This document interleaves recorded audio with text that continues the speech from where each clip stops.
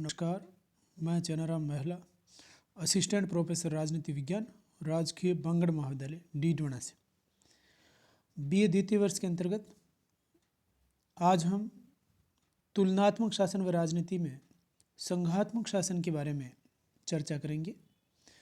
शासन की जो दो पद्धतियाँ हैं, समस्त शक्तियों का एक केंद्र बिंदु में केंद्रीकरण है अथवा शक्तियों का विभाजन किया गया है। इस आधार पर शासन को दो भागों में बांटा जाता है, एकात्मक व संघात्मक शासन। आज हम संघात्मक शासन के बारे में चर्चा करेंगे। सबसे पहले देखते हैं संघवाद। संघ वास्तव में होता क्या है? फेडरेशन लैटिन भाषा के शब्द फोर्डस से निकला है, जिसका अर्थ है संधि या समझौता। तो जो संघ या फेडरेशन शब्द है वो फोर्डस से निकला है लैटिन भाषा के, और जिसका अर्थ होता है संधि या समझौता। समझौते द्वारा निर्मित राज्य को संघ राज्य कहा जाता है, जिसमें अनेक स्वतंत्र राज्य अपने कुछ सामान्य उद्देश्यों की पूर्ति के लिए एक केंद्रीय सरकार संगठित करते हैं, और शेष विषयों में जो सामान्य उद्देश्य है उसके लिए तो केंद्रीय सरकार, और शेष विषयों में अपनी अपनी पृथक स्वायत्तता वो रखते हैं। तो ये एक संधि है या एक समझौता है, और स्वतंत्र राज्य अपने कुछ सामान्य उद्देश्यों की पूर्ति के लिए ये समझौता करते हैं। तो लैटिन भाषा के शब्द फोर्डस से, जिसका अर्थ है संधि या समझौता। डायसी विचारक क्या कहते हैं इसके बारे में? संघवाद एक राजनीतिक समझौता है जिसके अनुसार राज्य के अधिकारों को सुनिश्चित करने के साथ साथ सारे राष्ट्र की एकता को सुनिश्चित किया जाता है। तो जो राज्य के अधिकार हैं उनको भी सुनिश्चित किया जाता है, जो इकाइयाँ हैं उनके अधिकारों को भी सुनिश्चित किया जाता है, और सारे राष्ट्र की एकता को भी सुनिश्चित किया जाता है। तो संघवाद एक राजनीतिक समझौता है, ये कहना है डायसी का। जो दूसरे विचारक है फाइनर, वो क्या कहते हैं कि संघात्मक राज्य वह है जिसमें सत्ता एवं शक्ति का एक भाग संघीय इकाइयों में निहित रहता है।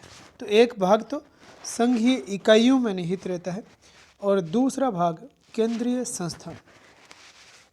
संस्था में जो क्षेत्रीय इकाइयों के समुदाय द्वारा जानबूझकर संगठित की जाती है।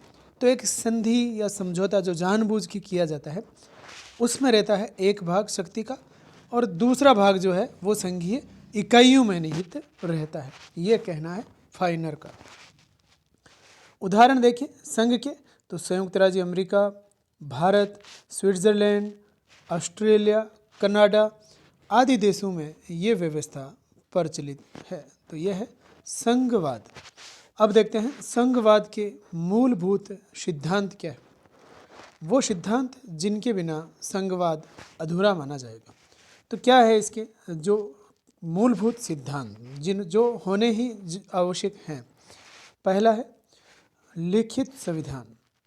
संघ के अंदर लिखित संविधान होना आवश्यक है। क्यों?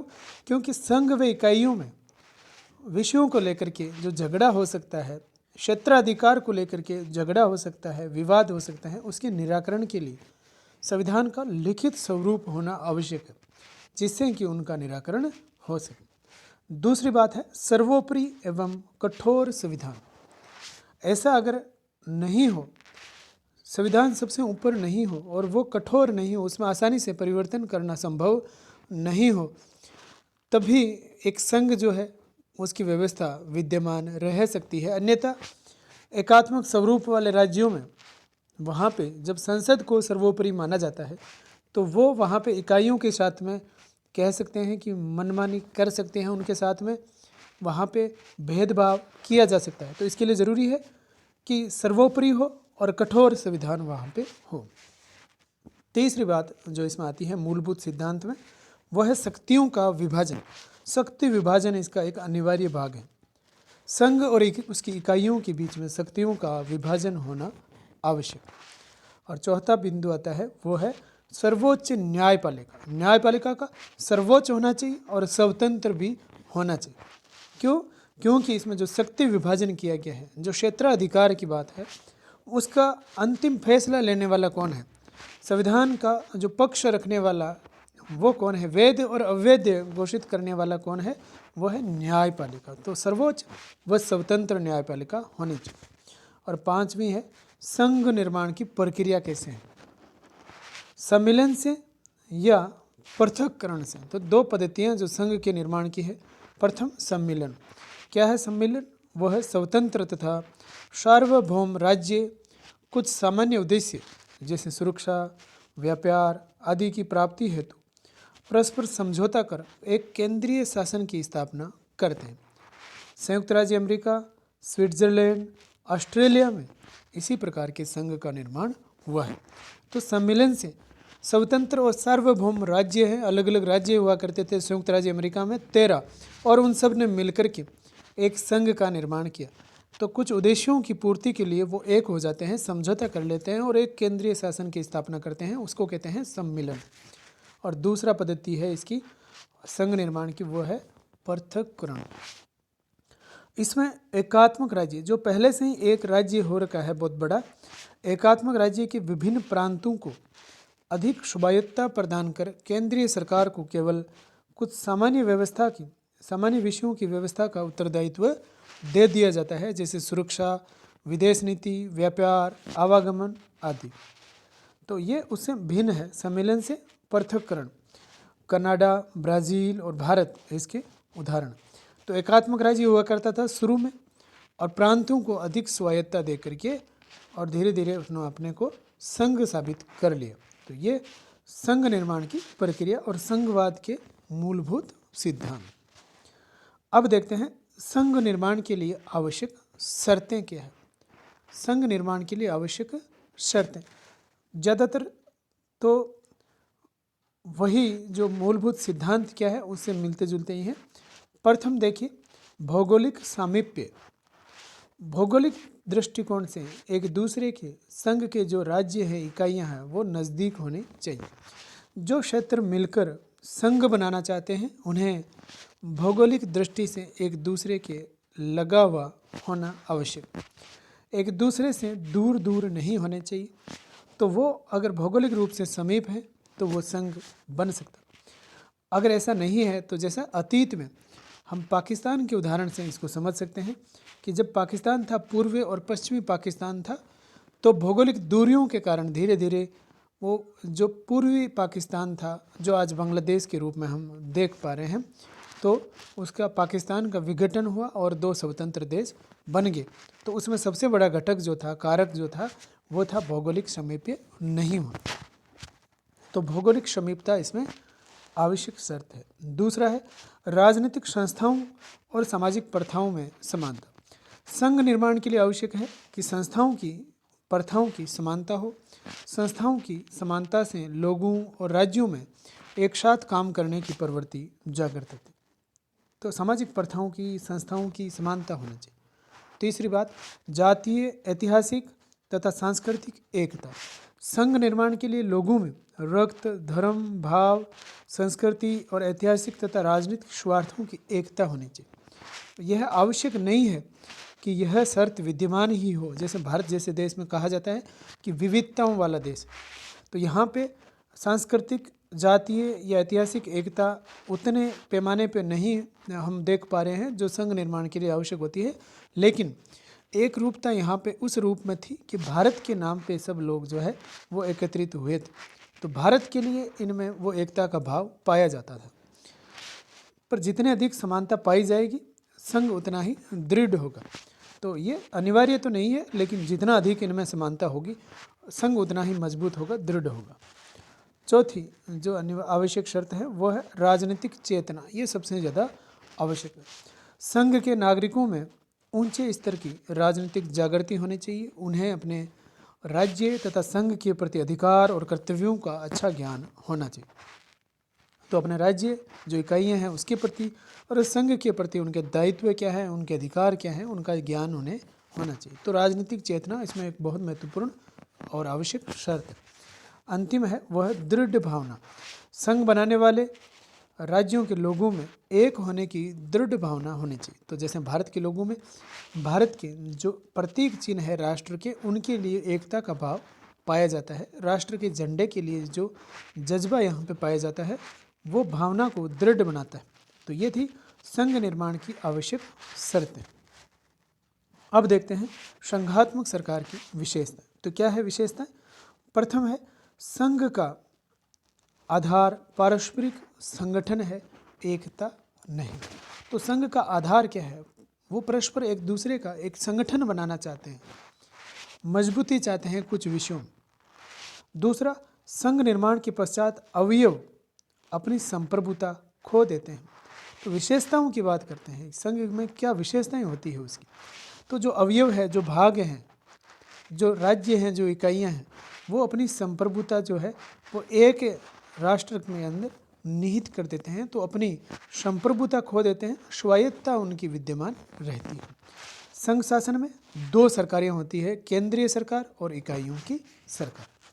यहाँ पे लिखित और कठोर संविधान होता है। संविधान सर्वोच्च और स्वतंत्र न्यायपालिका पाई जाती है और शक्तियों का विभाजन पाया जाता है, जैसा हम मूलभूत सिद्धांत में देख चुके हैं। तो यह है संघात्मक सरकार की विशेषता। अगर शक्ति विभाजन नहीं होगा, अगर समझ लीजिए स्वतंत्र न्यायपालिका नहीं होगी, संविधान सर्वोच्च नहीं होगा, संविधान कठोर नहीं होगा और लिखित नहीं होगा, तो अनावश्यक विवाद होंगे और वो संघ की एकता के लिए घातक होंगे। तो इसलिए ये सब होना आवश्यक है। तो ये थी संघात्मक सरकार की विशेषताएं। अब बात करें संघ शासन के गुण क्या है, उसमें अच्छी बातें क्या नजर आती है, वो है प्रथम राष्ट्रीय एकता तथा क्षेत्रीय स्वतंत्रता का समन्वय है। यहाँ इसमें छोटे छोटे दुर्बल राज्य एकता के सूत्र में बंध जाते हैं और सबल एक मजबूत केंद्रीय सरकार की स्थापना करते हैं, जो उनकी स्वतंत्रता या कह दीजिए स्वायत्तता की रक्षा करती है और साथ ही राज्यों की स्वायत्तता भी उसमें सुरक्षित रहती है। तो उनके अधिकार भी सुरक्षित रखे जाते हैं और मजबूत एक केंद्रीय सरकार की वो स्थापना करते हैं। दूसरा देखें तो स्थानीय प्रशासन प्रजातांत्रिक भावना के लिए उपयुक्त है। संगठन में शक्ति के विकेंद्रीकरण के हम देखें तो स्थानीय स्वशासन और प्रजातांत्रिक भावना का इसमें विकास होता है। तो जो लोकतांत्रिक विकेंद्रीकरण की बात कही गई है, प्रजातंत्र का एक महत्वपूर्ण लक्षण की बात करें तो वो विकेंद्रीकरण है। तो वो विकेंद्रीकरण, वो उस भावना को यहाँ पे संघीय शासन में एकात्मकता की तुलना में देखें तो वो लोकतांत्रिक विकेंद्रीकरण की भावना इसमें मजबूत होती है और स्थानीय लोगों को एक अवसर मिलता है। तीसरा देखें सार्वजनिक कार्यों के प्रति उदासीनता नहीं। राजनीतिक चेतना के कारण संघ शासन में नागरिकों में सार्वजनिक कार्यों के प्रति उदासीनता नहीं रहती। स्थानीय शासन को स्थानीय मामलों को समझने में उनको भाग लेने का अवसर मिलता है और उनमें आत्मसम्मान की भावना का विकास होता है।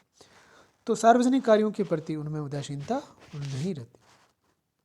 चौथा देखिए गुण देख रहे हैं हम, आर्थिक दृष्टि से लाभदायक।